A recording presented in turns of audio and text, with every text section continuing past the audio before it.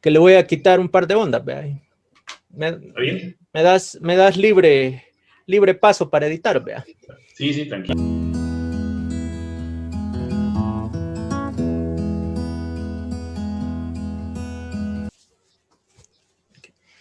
Bienvenidos a esta segunda parte del capítulo 2 del Génesis.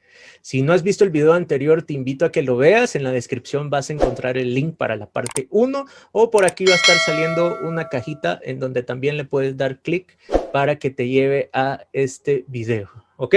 Jonathan, nos dejaste en suspenso. ¿Qué ondas con esto del bien y el mal entonces? O sea, lo pone Dios, lo dice ahí, pero me gustaría que fuéramos profundizando más en esto para irlo entendiendo. Me parece maravilloso lo que nos comentabas el video anterior, en donde ese paraíso Dios me puso ahí, y donde quiera que hay un hombre y donde quiera que estemos rodeados de eso, ahí puede haber un paraíso. ¿Ya? Por ahí un poquito la idea, ¿verdad? Sí, la idea básica es Dios crea y crea, va poniendo todas las condiciones para que el ser humano sea feliz.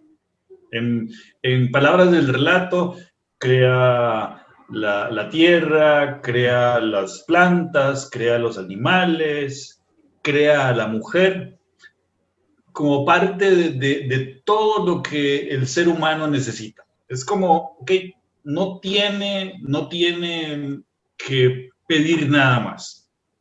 Aquí le estamos dando todo lo que necesita. Lo que pasa es que Dios también nos crea con condiciones muy humanas. Hablábamos de que es gente muy humanista que está haciendo esta reflexión, y entonces también Dios nos crea con esa capacidad de buscar y de crecer, de superarnos, de incluso aspirar a más. Y este aspirar a más puede ser muy, muy bueno, pero también es la raíz puede ser la raíz de muchos males también. Cuando no sabemos administrar ese deseo, pasamos por encima de cualquiera y empezamos a generar injusticias. Yo quisiera compartirte una reflexión que estaba haciendo a la luz de este texto y a la luz de lo que he estado trabajando en estos meses. Sí. Estoy trabajando con el tema de la disciplina positiva para educar a los hijos, una forma pedagógica de trabajar con los hijos en la que ponemos el énfasis en las consecuencias. Ayudar a poner el énfasis en las consecuencias de las acciones de los hijos y que las experimenten es la forma de educar con la disciplina positiva. Y básicamente lo que nos está poniendo este texto y los siguientes capítulos es, ok, lo que el hombre hace tiene consecuencias y el hombre tiene que experimentar esas consecuencias. Solo a partir de experimentar las consecuencias de sus actos es que el hombre puede aprender y sacar sabiduría para la vida, que es básicamente lo que está detrás de los libros sapienciales. Y como te decía, dentro de esta reflexión, o los que están detrás de esta reflexión, son sabios de la corte de Salomón. Ok. Ahora, vos decías que la vez pasada decías que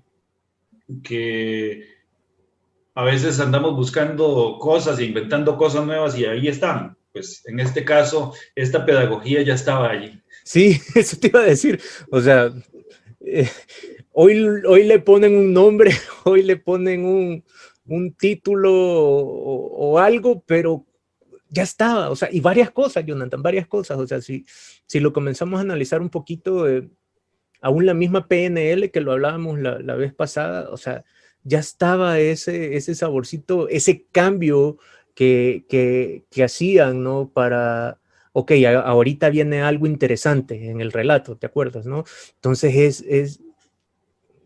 a veces inventamos, y está bien, porque es lo que tú decías también en el video anterior, como contextualizar e ir agregándole eso, ¿no? Que ellos también lo hicieron en su momento, de que estaba esta historia, pero también requiero que lo contés de esta manera, lo digas de esta forma y vas, pero al final todo ya está, ¿no? Todo ya está puesto, ya está hecho, y es comenzar a verlo, ¿vea? Entonces, nos quedamos en el capítulo 2, versículo 15. por si algunos nos siguen también y aprovechan de ir a agarrar su Biblia y desempolvarlo un poquito para que nos sigan ahí en la lectura, ¿verdad? Entonces, por acá ya inicia, mira, Yahvé Dios tomó al hombre y lo puso en el jardín del Edén para que lo cultivara y lo cuidara. Ahí nos quedamos. Y Yahvé Dios le dio al hombre un mandamiento. Le dijo, puedes comer de todo lo que quieras de los árboles del jardín, pero no comerás del árbol de la ciencia del bien y del mal. El día que comas de él, ten la seguridad de que morirás. ¿Por qué tan contundente vos? O sea, ¿por qué tanto miedo? O sea, ¿para qué me lo enseñás si no querés que coma, pues? O sea, esa es mi duda. Yo quisiera que tomáramos en cuenta que estamos hablando de gente que está enseñando y está enseñando para la vida, ¿verdad? Está enseñando a través de metáforas. Correcto. Primero, es interesante que tenemos dos árboles importantes que son mencionados, pero el árbol de la vida, el árbol que puede hacer que los hombres vivan para siempre, no, ese no está prohibido. Ese no tiene ningún problema. Pero el árbol del bien y del mal, y de nuevo, estábamos hablando de no tanto de la moralidad como tal, sino de conocer y controlarlo todo. Cuando hablamos de bien y de mal, estamos hablando de dos extremos. Los hebreos tienen una forma de hablar en la que cuando hablan de extremos, están diciendo todo lo que hay en este ámbito. Okay. Entonces, estamos hablando de todo lo que hay entre el bien y el mal. Estamos hablando de controlarlo todo. Entonces, el hombre come, si el hombre come de este árbol, va a morir sin remedio. Aquí está detrás el tema de la vida, del árbol de la vida, ¿verdad? Hasta ahora no se ha dicho, pero al fin y al cabo, la idea de fondo es, hemos sido creados, voy a ponerlo de dos formas, hemos sido creados para Dios, y hemos sido creados para relacionarnos con Dios, y hemos sido creados para la vida, no hemos sido creados para la muerte. Dios no nos creó para la muerte, para el olvido. En este sentido, si el hombre se mete a la, no sé, ruda tarea, se me va la palabra que quiero utilizar, pero el ideal de querer controlarlo todo, que ya lo hemos visto a lo largo de la historia, el querer controlarlo todo, el apoderarme de todo, ¿cuánto estrés genera eso en las personas que han querido hacer eso? ¿Cuánta locura, cuánta angustia y cuánta muerte no se ha generado a través de eso? Esas consecuencias de ese afán de controlarlo todo son las que generan la muerte. Okay. Pero no la muerte como, ok, ya se murió, ya se lo come y se muere. Muere porque todo ese afán, toda esa angustia, todo ese estrés te está generando muerte. Ajá. Podemos verlo así como morir en este caso es dejar de vivir. Sí. Dejo de vivir, dejo de experimentar todo. Es como, ok, la vida no va a tener el mismo sabor de antes. Aquí tienes todo para ser feliz. Si te metes en ese afán, tu vida va a empezar a tener sabor a infelicidad. Va a empezar a tener sabor a angustia, a estrés, a todo lo que te roba la vida. Ok, sí. Pensando yo yéndome a teorías conspiratorias. No, es que sí, fíjate, yo como ocupo esta metáfora, yo en mi razonamiento, ¿no? Sí. Para mí es ese árbol de la vida es el conocimiento, ¿no? Tal cual lo dice ahí, perdón, el árbol de la ciencia, del bien y del mal. Es ese conocer y es ese elevarme a tal nivel de que rápidamente puedo comprender las cosas, ¿ya? O sea, ese árbol para mí es la conexión directa que yo tengo a través de mi mente con Dios. Sí, lo que quiero tal vez decir, José Alfredo, es, tal vez no lo dejé completamente claro. Ajá. A ver, el que hayan comido del árbol no añade absolutamente nada. Eso ya lo teníamos, cuando Dios nos creó ya lo teníamos. Ahora, sencillamente estamos utilizando eso que ya teníamos y eso está dando consecuencias negativas. Entonces, ¿cómo lo hacen? A través de una historia que ya existe, pero el conocimiento, la capacidad de razonar y de aspirar a mucho más, eso ya estaba dentro de las capacidades que Dios nos creó. Eso ya estaba allí. Ok, sí, te entiendo esa parte. Yo poniéndome en un multiverso, tomando siempre esto, ya no como referencia como lo que está ocurriendo en ese momento y el relato justo como tal, sino que solo sacándolo como trayendo esta historia y para ponerla en una nueva metáfora, ¿no? Como para ponerla en este nuevo contexto, es donde te decía que ese árbol de la ciencia o del mal puede significar esa mente abierta que yo puedo tener, ¿no? De lograr en ese absoluto que nos decís, esté el bien, esté el mal, ¿no? O sea, es lograr eso.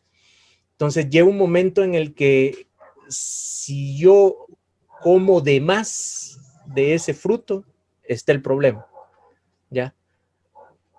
Totalmente de acuerdo. Y para mí un poquito por ahí cuando hablan, en este relato, quizás no en toda la Biblia, pero en este relato, cuando hablan de alimentarse, a mí me viene el isomorfismo, ¿no? De eso de pensar de el alimento, o sea, cómo me alimento mi mente, ¿no? Cómo alimento mi pensamiento. Entonces, ponerle que es comer, pensar, ¿ya? Entonces, si comenzás a pensar de más, es que te vas a morir, como tú lo decías antes, ¿no? O sea, ¿O de qué me alimento? ¿De qué te estás alimentando? ¿De qué me alimento? Porque de eso que más me alimento, de eso voy a hacer. Porque ahí dice que es del bien y del mal. O sea, si lo sigo poniendo todavía más metafórico, quiere decir que hay un fruto que es bueno y un fruto que es malo. Podríamos decirlo de esa manera. Ya, entonces, y yo no sé quizás cuál es bueno y cuál es malo. Sí, sí. Vos me imagino que conoces la historia de los dos lobos en lucha. Ah, sí, sobre que les pone un poquito la reflexión del ego, ¿no? Ajá. Okay. Entonces, aquel que tú alimentes, ese es el que va a ganar. Total. Digamos que podemos decirlo de esa manera acá. Si usted en efecto sigue alimentando ese afán de poder en el que, por ejemplo, no se respeta la vida del ser humano, eso es lo que va a ganar. Eso es lo que logra. Si usted alimenta ese afán de conocimiento por encima de cualquier cosa, que por ejemplo podemos hablar de la tecnociencia, tecnocracia, creo que es, o algo así, de que está muy de moda hoy, es, ok, la ciencia puede solucionarlo todo. Nosotros podemos saberlo todo, llegar a conocerlo todo y lo va a solucionar todo. Va a generar problemas, sí, pero lo podemos solucionar. Olvidemos a Dios. Olvidemos los valores, olvidemos la ética. Nos vamos sobre cualquier otra cosa para dar mi punto, ¿no? Creo que vuelve a caer en el cliché, ¿verdad, Jonathan? De que los extremos son los malos. Exactamente.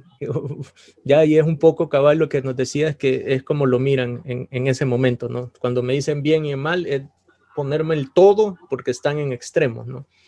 Están en los extremos, ya. Fíjate que aquí sigue, veamos qué más hay. Dijo Yahvé Dios, no es bueno que el hombre esté solo, le daré pues un ser semejante a él para que lo ayude. Formó de la tierra a todos los animales del campo y a todas las aves del cielo, y los llevó ante el hombre para que les pusiera nombre, y el nombre de todo ser viviente había de ser el que el hombre le había dado. Aquí, ¿qué onda, Jonathan? ¿Por qué nuevamente traer esto? Me pongo en el contexto de siguiendo la historia, si Dios ya lo había creado allá, aquí vuelve a crear otros, o cómo enlazan esto, o la relevancia es que el hombre le iba a poner el nombre. No, aquí tenemos que entender que este es un relato completamente distinto del anterior. Okay. Y aquí están contando otra historia.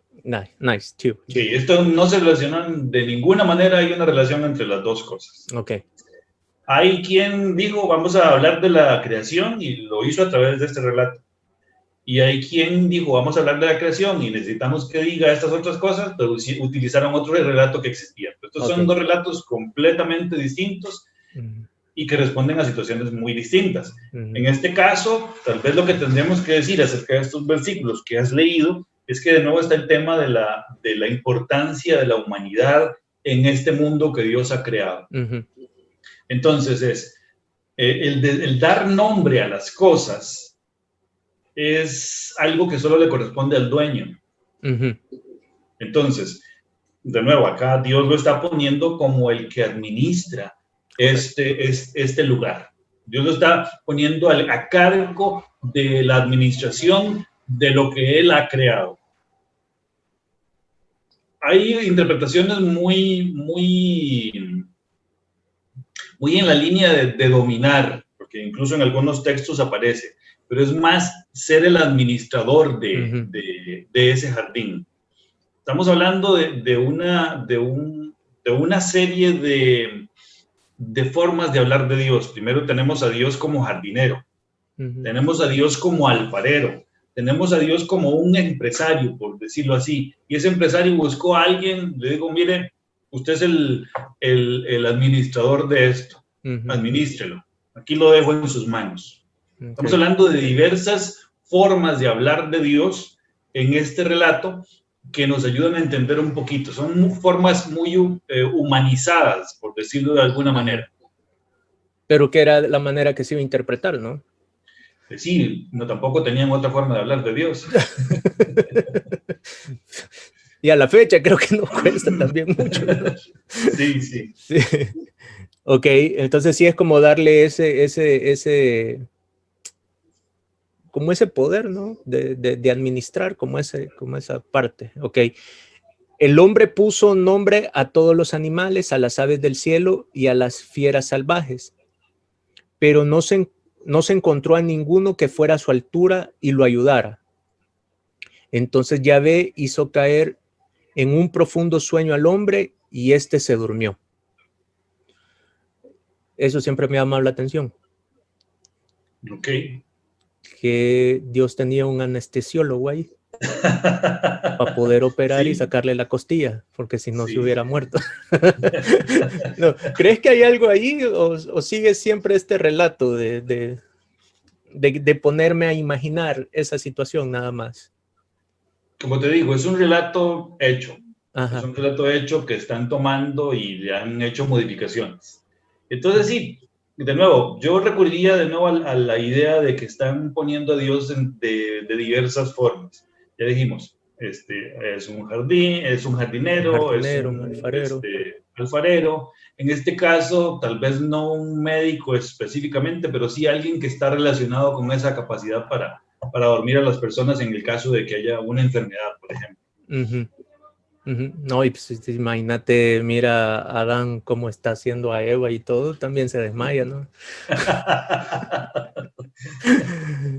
En un profundo sueño. Le sacó una de sus costillas y rellenó el hueco con carne.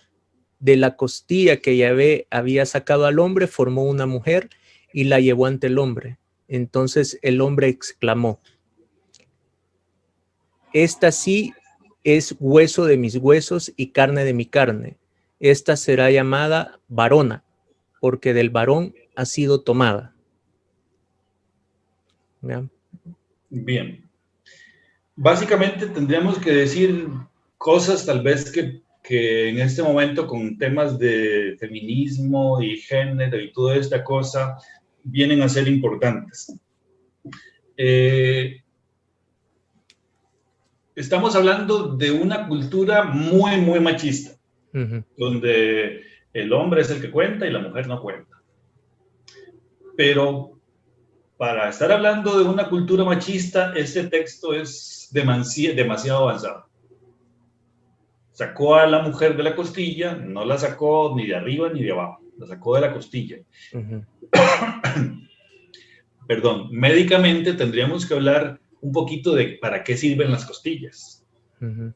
Las costillas vienen a tener varias funciones. Sin ser médico ni especialista en el asunto, podríamos decir que protegen órganos más importantes del cuerpo que están asociados a la vida.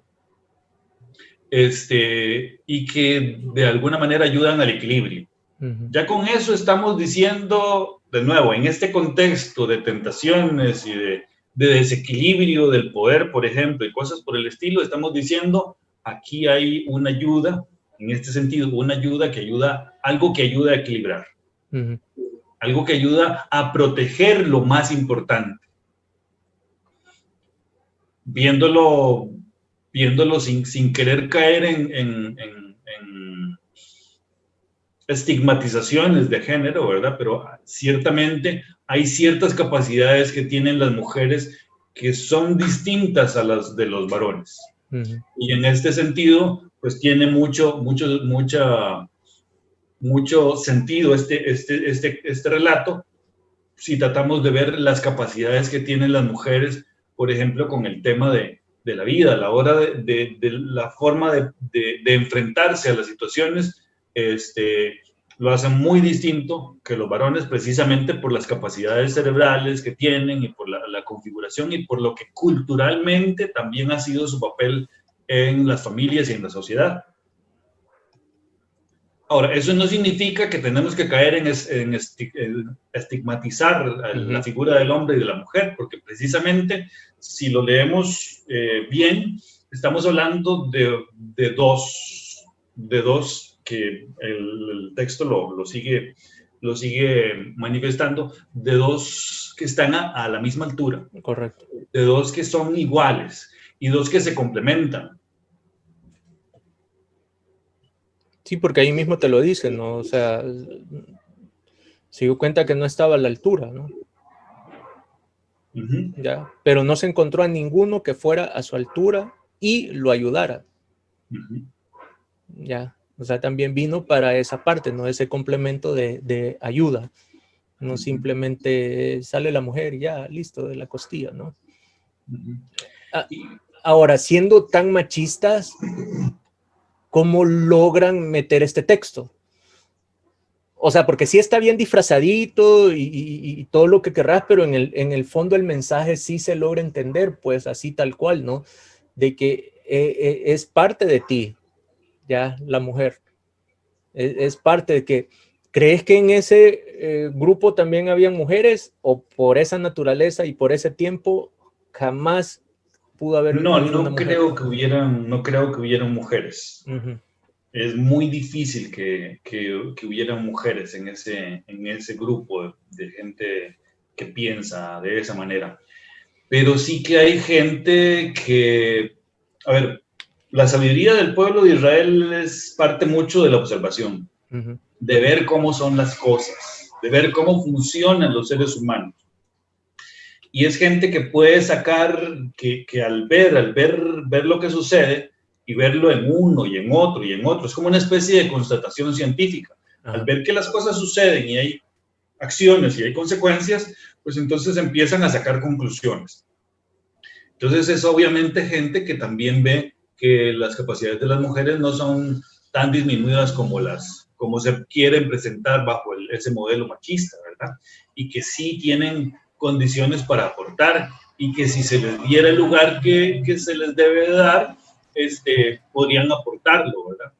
Están haciendo yo diría que están haciendo una llamada profética, demasiado profética en ese tiempo para abrirle espacio a las mujeres, cosa que costó mucho en esa cultura y si nos damos cuenta nos sigue costando todavía mucho porque hay demasiadas condiciones de desigualdad en nuestro mundo y lamentablemente algunas de ellas se fundamentan en textos como estos, cuando se leen fundamentalistamente o literalmente, sin profundizar en las condiciones que están detrás del texto. Justo. Pero lo que vos decís, ¿no? Si lo tomo demasiado literal, ahí es donde pierdo todo esto. Fueron creadas a lo último. Ajá. Fueron creadas a lo último. Son las segundas. No eran importantes. Ajá. O sea, es que sencillamente eso no es lo que están pensando esta gente. Esta gente está pensando en otros temas. Y el tema acá, respecto de la mujer, es es ver al ser humano como incompleto. Ok. Y esa podríamos decirlo de otra manera, tal vez jalando un poquito el texto. El ser humano solo se completa, de acuerdo a la comprensión global de la Biblia, se completa solo con Dios. Pero Dios le ha puesto todas las condiciones para que viva feliz y bien. Dios es parte de ese contexto en el que el hombre va a vivir, o el ser humano va a vivir. Fíjate que me llama la atención cómo termina este capítulo, Jonathan, porque si solo lo quiero ver así como lo hemos venido viendo, literal, híjole, ¿por qué pusieron esta aclaración acá? ¿Ya? Que viene y dice, por eso el hombre deja a su padre y a su madre para unirse a su mujer y pasan a ser una sola carne. Los dos estaban desnudos, hombre y mujer, pero no sentían vergüenza. Eso ya nos da pie a lo que viene, ¿no? Creo yo, ese último. Sí. Pero en el versículo 24, por eso el hombre deja a su padre y a su madre para unirse a su mujer y pasan a ser una sola carne. Sí, de nuevo, estamos hablando de instituciones religiosas que intentan corregir situaciones de injusticia. El matrimonio, entendido desde su raíz etimológica, matrimonio viene de matriz. Tiene que ver con resguardar la vida, cuidar la vida. Y aquí no quiero intentar hacer ninguna alusión al tema del aborto y cosas por el estilo, porque no quiero hablar de eso y generar conflicto, sí, sino más del hecho de que la vida en una sociedad machista, como era esa sociedad, la mujer no contaba para nada, no tenía derecho a tener absolutamente nada, se quedaba viuda, perdía la tierra, perdía el sustento, perdía todo, ¿verdad? Entonces, la institución del matrimonio como tal, que está fundada en este texto, es más el hecho de, ok, hay que guardar a quienes van a cuidar la vida. El hombre perfectamente se iba y dejaba a los hijos, y la mujer es la que tenía que hacerse cargo, ¿verdad? Entonces, el matrimonio está visto desde esta idea de cuidar la vida, de cuidar los derechos de quien va a cuidar la vida futura, poniendo una imagen bastante irresponsable de los varones, ¿verdad? Porque, qué sé yo, trabajar, la guerra y cosas por el estilo, y la mujer no cuenta, porque al fin y al cabo se muere el varón y la mujer se queda sin nada. Entonces hay muchas leyes que vamos a ver en la Biblia que intentan resguardar eso. Una mujer se quedaba viuda y un hermano del muerto tenía que casarse con la mujer para darle descendencia a la mujer, a su hermano. Pero pareciera una ley demasiado machista, pero es que tenía que hablarse en forma machista para defender a la mujer. No sé si me explico. Sí, te sigo, porque si no ocurriría lo que está ocurriendo ahora, ¿no?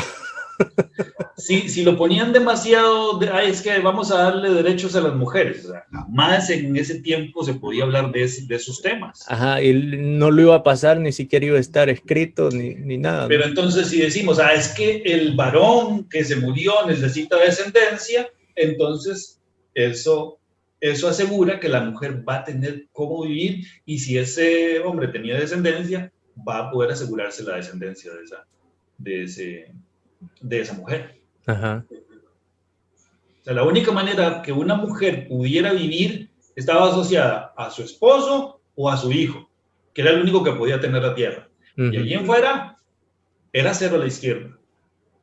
Entonces, esto para mí es sencillamente una institución para cuidar la vida y para cuidar a quien cuidaría la vida futura. Ok.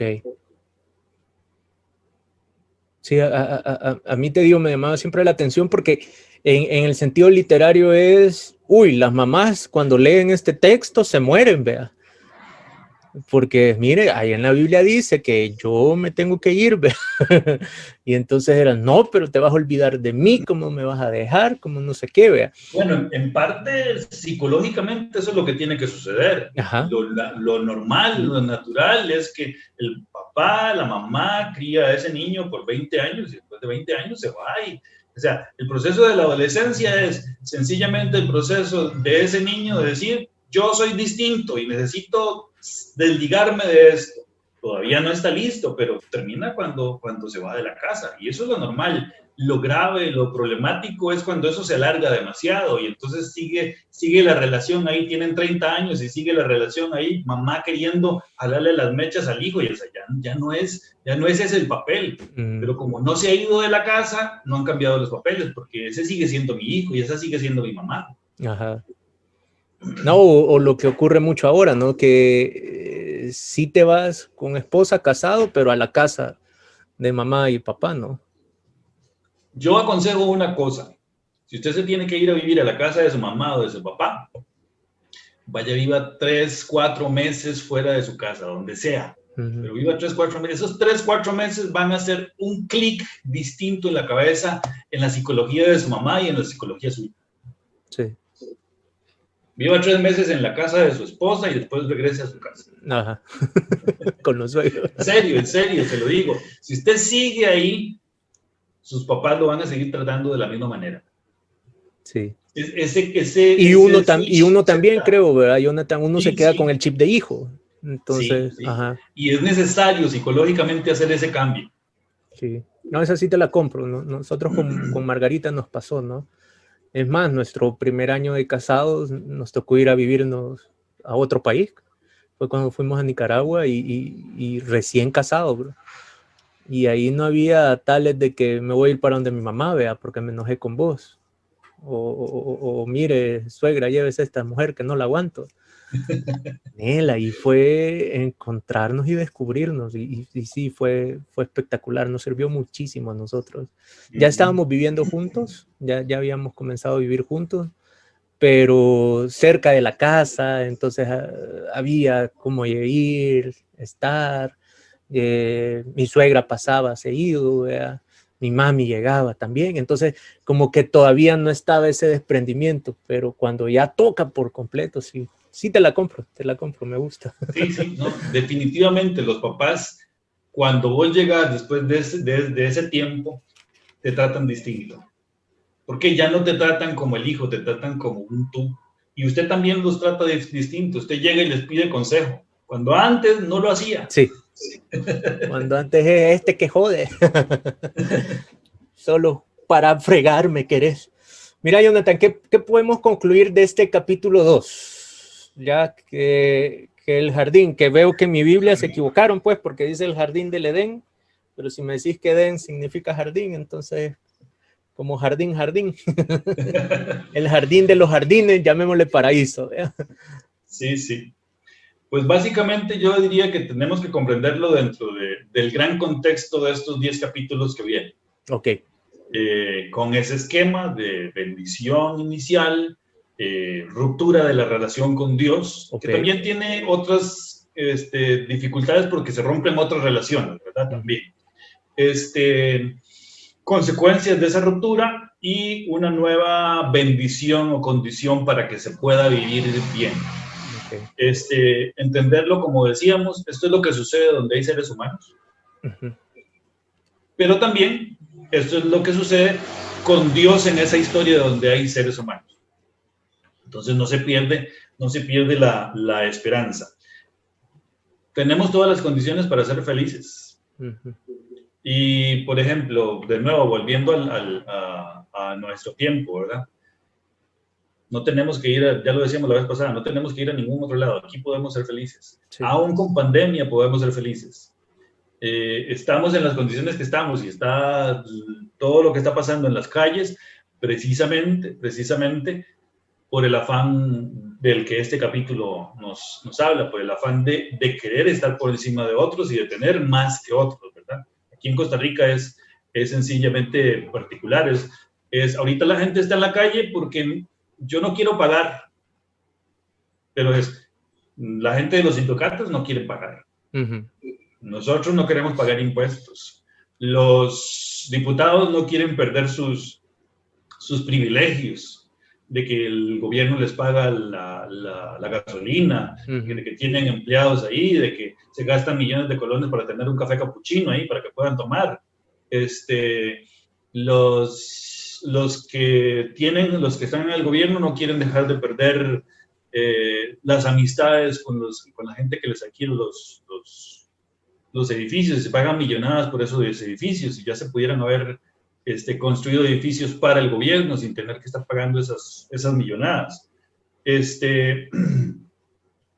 ese panorama. Es ese panorama. ¿Están las condiciones para que esto sea distinto? Hoy estaba escuchando a uno de los exministros de Hacienda del país y él decía, sí se puede. Costa Rica podría tener mejores salarios, mejores condiciones de inversión, menos impuestos y más recaudación que le sirva al Estado, y no se hace, porque nadie quiere meterle el diente a estas cosas. Podríamos estar mejor, pero no se hace. Tenemos todas las condiciones para estar bien. Yo me quedo, fíjate, Jonathan, con la reflexión que tú hiciste, o sea, sabiendo que es el paraíso, que es el jardín y que Dios me puso ahí. O sea, donde me puso, ese es el jardín, ese es el paraíso, ¿ya? Y tengo todas las condiciones, ¿ya? Y que Dios también... tengo que aportarle. Y que Dios también me dio el mandato de administrar. No solo me puso ahí, vaya a pastar, vea, ya, sino que me dio esa responsabilidad, la quiero llamar así, ¿no? De venir y decir, ok, aquí tienes todo, pero es tu responsabilidad. Y sí, algo que me llevo muchísimo es que yo nombro las cosas. Yo sí. Yo nombro las cosas, o sea, todo lo que me está pasando yo le pongo un nombre. Y yo voy a decidir si ese fruto que estoy comiendo de ese árbol de la ciencia es bueno o es malo. Porque al final yo lo nombro, sabiendo que hay muchas cosas, sabiendo que hay miles de situaciones, ¿ya? Igual todo lo que estamos viviendo aquí en el país, Jonathan, es increíble y te soy muy sincero, me asusto por lo que viene, porque ya vi esta película, ya la vi en otros países. Sí. Ya. Y entonces ya sé para dónde va. Y me asusto porque quizás muchos no lo están viendo. Y cuando se lo dice, hay un rechazo. Ah, no, usted es la serpiente que me quiere hacer comer. Pero sí, me llevo muchísimo esto. De verdad, mil gracias. Vos sabes que yo siempre termino aprendiendo mucho más de estos videos. Yo quisiera pedirte algo, José Alfredo. Dime. Acabas de decir algo que yo creo que para la gente que se acerca a estos videos con el afán más religioso, posiblemente no lo van a entender. El tema de nombrar, esto que acabas de decir, si lo pudieras explicar un poquitito más, porque yo creo que sí es importante, pero se puede malinterpretar. Ok, cuando yo digo nombrarte, te lo interpreto de esta manera, mira, Jonathan. Para mí las situaciones son neutras, ¿ya? Lo que ocurre en mi vida es neutro. El significado que yo le doy a esa situación es lo que va a marcar la diferencia, ¿sí? Exacto. Yo te lo puedo contar desde mi experiencia. Muere mi papá a mis 16 años, 17 años. Es una mala experiencia, por cualquier lado que lo querrás ver. Yo estaba en segundo año de bachillerato, ya, pierdo esa figura paterna. En mi cabeza es, hoy me vuelvo yo el responsable de la casa por ser el único varón, por todo eso que había. Hoy tengo que ser papá, hoy tengo que ser esposo, hoy tengo que ser proveedor, cosa que no pasó, pero en mi cabeza sí. Y entonces a ese significado yo le pude haber dado un significado de malestar o desesperanza, o un significado negativo y decir, porque muere mi papá me meto a las pandillas juveniles, que las tenía a mi disposición, ¿no? Ya por donde me crié, ¿sí? Por donde estaba estudiando aún. Pude haberme ido a las drogas, porque también las tenía literal a la vuelta de la esquina, ¿sí? Y era muy fácil en ese momento, Y yo pude haber agarrado eso que ocurrió como para decir, por eso soy mal. Pero está el otro lado también, la parte positiva. Muere mi papá, y yo digo, ok, tengo que madurar más rápido. Hoy tengo que ir buscando y haciendo otras cosas, teniendo otra mentalidad. Y entonces ahí es donde yo digo, tú nombras las cosas, ¿ya? Tú le das ese significado a lo que te va ocurriendo en la vida. Porque la situación es neutra. La situación es neutra. Lo que pasó fue neutro. El significado negativo, el significado positivo que yo le dé a ese momento es lo que va a cambiar. Y yo no lo había notado que aquí en la Biblia el mismo Dios nos da ese permiso de nombrar las cosas. Y no de venir y decir, porque en su momento lo hice, Jonathan, le reclamé a Dios. Puta, ¿por qué a mí? ¿Por qué me dejas sin papá? Yo que me desvivo en los grupos juveniles, yo que apoyo a estos chicos y me dejas sin papá, men, ¿qué te pasa, cabrón? ¿Por qué te lo llevaste a él? Hay gente que es mala, ya, que hace cosas peores y no te lo llevas a él, te llevaste a mí, papá, y me dejaste sin papá a esta edad. Lo reclamé. Pero luego veo y que el mismo Dios me dio ese derecho de nombrar las cosas, me dio ese permiso de nombrar las cosas. Entonces, esa es mi interpretación, vea. Esa es mi interpretación Sí. a esto de nombrar. Sí, ¿no? Y me parece genial porque precisamente de lo que estábamos hablando, esta situación que estamos viviendo, la podemos vivir en piloto automático. Y si la vivimos en piloto automático, no pensamos lo que estamos haciendo. Pero podemos empezar a nombrar las cosas y decir, bueno, sí, esto es una etapa difícil, complicada, tal vez incluso hasta con muertes en la familia y cosas por el estilo, pero yo no voy a dejar que esto que me defina. No puede definirme. ¿Por qué? Porque yo soy más que eso y tengo condiciones. El Dios que me creó, el Dios en el que creo, me creó con condiciones para superar estas y otras situaciones. El asunto es que soy yo el que tengo que hacerme responsable de eso y dejar de pensar en que papá diputado, papá presidente o quien sea a quien quiera recurrir me va a resolver las cosas. Soy yo el que tengo que empezar a hacer que las cosas sean distintas y ese hecho de nombrar y decir, bueno, este es un día de bendición, Dios me está regalando otro día y esto es una bendición para mí. No tengo trabajo, pero tengo salud, tengo mi familia y tengo mis manos y tengo mi entendimiento para hacer cosas y vamos a salir adelante. Sí, sí, total. Y vos mencionaste lo crucial, creo yo, de todo esto, el ser responsable. Y creo que eso es lo que cuesta. O sea, también ver que esto que está pasando a mi alrededor, yo tengo algo de responsabilidad, ¿ya? De lo que está ocurriendo en Costa Rica, qué hice o qué no hice, y eso me hace responsable. O solo lo estoy nombrando y no hago nada distinto.